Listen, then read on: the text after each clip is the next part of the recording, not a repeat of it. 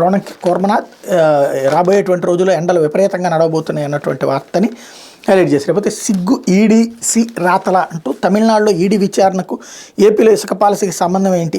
గురువింద చెప్తున్నట్టుగా చంద్రబాబు పాలనలో ఇసుకను ఉచితంగా ఇచ్చి ఉంటే చింతమనేని ప్రభాకర్ మహిళా తహసీల్దార్ని ఎందుకు జుట్టుపట్టుకుని ఇచ్చినట్టు అర్ధరాత్రులు సాక్షాత్ అప్పుడు ముఖ్యమంత్రి చంద్రబాబు ఇంటి వెనక పుష్కరిణులతో ఎందుకు ఇసుక తవ్వకాలు సాగించినట్టు వీటిని బట్టి బాబు అండ్ గ్యాంగ్ అందినగాడికి దోచుకున్నారని ఈ రాజగురువిందకు తెలియదా? ఈ లెక్కన ఈ ప్రభుత్వంలో ఇసుక విక్రయం వల్ల ఏటా 765 కోట్ల ఆదాయం లభిస్తుంది. 5 ఏళ్లలో సుమారు 4,000 కోట్ల ఆదాయం వస్తుంది. మరోవైపు అక్రమ ఇసుక రవాణాపై ఉక్కుపాదం మోపుతోంది. స్పెషల్ ఎన్ఫోర్స్మెంట్ బ్యూరో ద్వారా నిఘా పెట్టింది. ఏకంగా 6.36 లక్షల మెట్రిక్ టన్నుల ఇసుకను సీజ్ చేసింది.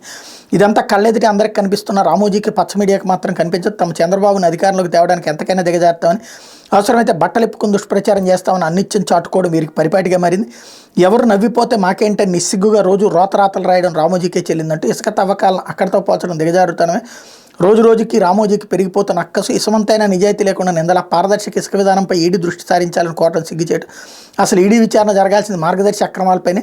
ఫిలిం సిటీ భూ కుంభకోణంపై జాతీయ స్థాయి దర్యాప్తు అవసరం. రాష్ట్రంలో అత్యంత పారదర్శకంగా ఇసుక విధానం, ఉచిత ఇసుక పేరుతో జరిగిన దందాకు చెక్ పెట్టడం వల్లే కడుపు మంట. ప్రజలకు అందుబాటు ధరలో ఇసుక ఇస్తుంటే పిచ్చి రాతలు, నాటి అక్రమాలపై ఈడీ కేసులు పెట్టాలని ఆనాడు ఎందుకు రాయలేదు అంటూ ఓవరాల్గా నిన్నటి ఈనాడు ఇసుక స్టోరీకి కౌంటర్గా ఇవాళ ఫుల్ ప్లెడ్జ్డ్ స్టోరీని రాసుకొచ్చింది.